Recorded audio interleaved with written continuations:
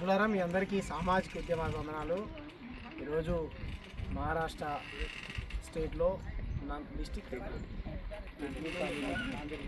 నాందేడ్ జిల్లా దెగ్లూరు తాలూకా గ్రామం అయినటువంటి మన సచిన్ ఎవరైతే ముందుగా బాబాసాహెబ్ అంబేద్కర్ వారసుడు, దాని తర్వాత అద్భుతంగా చదువుకొని తను ఆర్మీలో పనిచేయాలని ఆసక్తితో వెళ్ళి ఉద్యోగం సంపాదించి ఎంతో కష్టపడి దేశ సేవను అందించాలని మరి దేశంలో మొన్న 6వ తారీఖు జరిగినటువంటి ఆపరేషన్ సింధూర్ ఏదైతే ఉందో సర్జికల్ స్ట్రైక్లో భాగంగా తను డ్రైవింగ్ చేశాడు.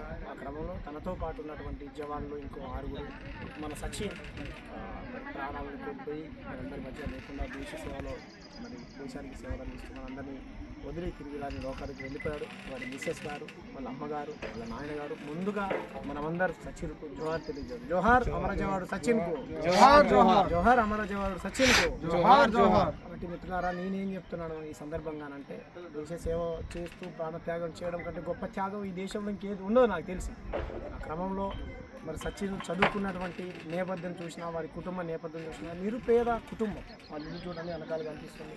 వాళ్ళ మిస్సెస్ చిన్న పాప 8 months పాప